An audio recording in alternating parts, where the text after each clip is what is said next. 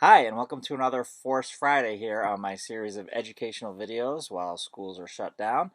I want to do a quick shout out to my friend Alex Silva for helping me with the materials for this video. Alex and I actually planned a whole week of Star Wars material while we were teaching together in every subject area. It was pretty awesome, and it ended on May 4th a couple of years ago. It was a great week. So, a big part of Star Wars and many hero movies is the hero's journey, as outlined by Joseph Campbell. So, I'm going to talk about how it applies to Star Wars and how you could probably apply it to many of the stories and movies that you know. So, the hero's journey has 12 parts, and I'm going to go over each of them and briefly describe and I'm going to go over Star Wars Episode 4 New Hope, how it applies to that movie. And actually, Star Wars itself is echoes these throughout each part of the 9 movies. Each hero has their own journey throughout those. So it's very similar. So, part 1 is the ordinary world. So in episode 4, you see Luke. He's on Tatooine. He's working on the moisture farm. He's like, I don't want this life. I want to go to the academy.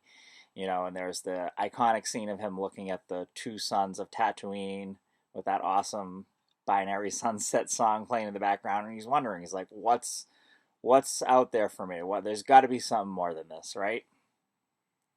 And part 2 is the call to adventure, right? So in Star Wars, Luke sees the message from Leia and shows it to Obi-Wan. And Obi-Wan's like, you must come with me to Alderaan if you're going to help me, help Princess Leia. And Luke's like, what are you talking about? I'm not going to Alderaan. So the next goes to the next part, which is refusal of that call. So you're like, nope. The hero's like, nope, not doing it. No, thanks. And also within that, the next thing is meeting the mentor, which Luke kind of does both of those. He meets the mentor. The mentor's like, hey, you got to help me. And he's like, nope, no thanks. So and within this arc, there's different parts of each arc. So that's like the departure. It's like he's living in his ordinary world in that part. And then there's going to be a crossing the threshold is the next part. So when he goes from being Luke the farm boy to, oh my God, I'm going on this adventure, right? So that's when his Uncle Owen and Aunt Beru, rest their souls, get shot up by stormtroopers or taken care of by Boba Fett. We don't know. You can look that up. One of the fan theories is that it was Boba Fett that did that, not stormtroopers. So anyway, Luke's crossed that threshold. He's not the farm boy. He's now leaving Tatooine, going on adventure. So after you leave that threshold, that's when you start getting tested. You start running into enemies. You start meeting friends or allies along the way. So Luke's initially, he was like, Obi-Wan, I'm just going to drop you off and then you can go from there. But, in this, he's crossing the threshold. So he goes into the big crossing into the threshold is going into the cantina, right? He goes in there. He's like, oh my God, I've never been to a place like this, never seen things like this. So he's definitely in a new world, right? So he gets tested right away when he's in the cantina. The guy gives him a hard time. I have the death sentence on 12 systems. And Obi-Wan helps him out. And so then they go. They leave Tatooine, and again, the stormtroopers are after them as they leave. And the next step is going into, it's just called like the ordeal, right? And there's stuff a lot of obstacles you got to face in this ordeal. And there's a couple elements in the ordeal that aren't in every story, but they happen in Star Wars. There's the wearing of there's called many things. I like to call it like wearing the enemy's skin. So like when Luke and Han put on the stormtrooper outfits, they're in the enemy's clothes. They're in the, like the heart of darkness.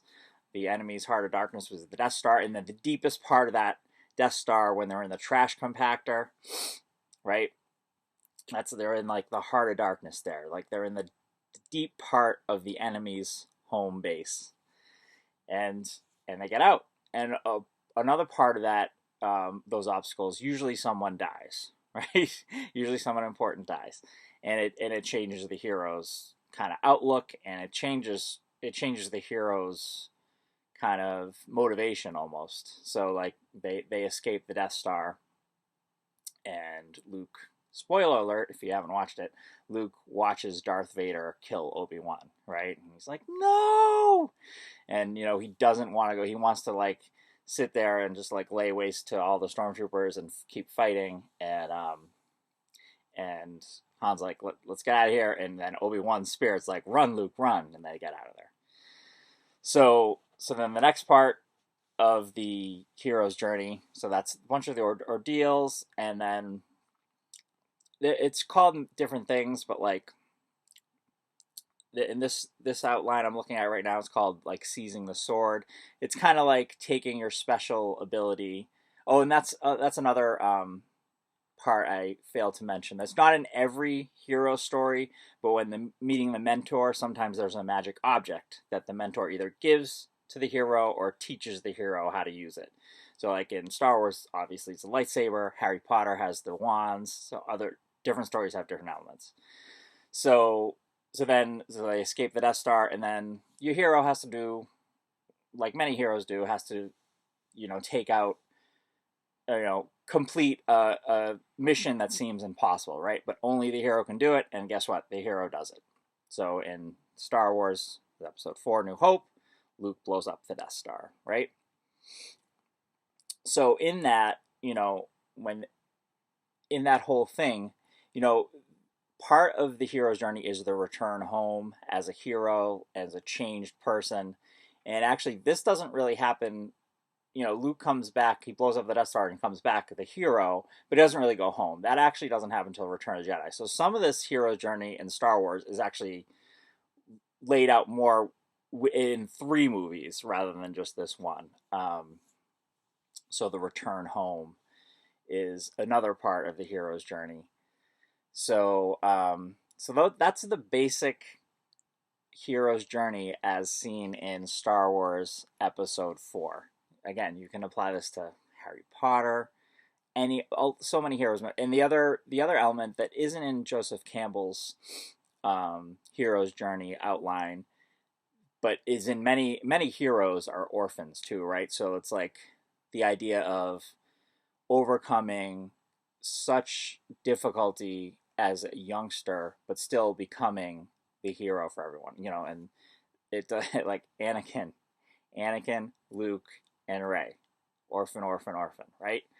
So it's not a surprise. It's not a surprise, and it's not a surprise. All hero stories have this kind of pattern, right? Because we enjoy that. We want the underdog to overcome insurmountable odds, beat the bad guys, and we all feel good, right? So that's how it is. So I'm gonna put some links below to if you just Google Joseph Campbell's Hero's Journey Star Wars, a lot of stuff comes up, or just Joseph Campbell's Hero's Journey. So anyway, so that's a quick kind of summary on how Joseph Campbell's Hero's Journey applies to Star Wars. So I hope you enjoyed it. I hope it interests you and you can look further into it, and maybe your own favorite story. If Star Wars isn't your favorite story, look into other stories that it applies to. So anyway, hope you enjoyed it. Thanks for watching. Have a great weekend. May the Force be with you.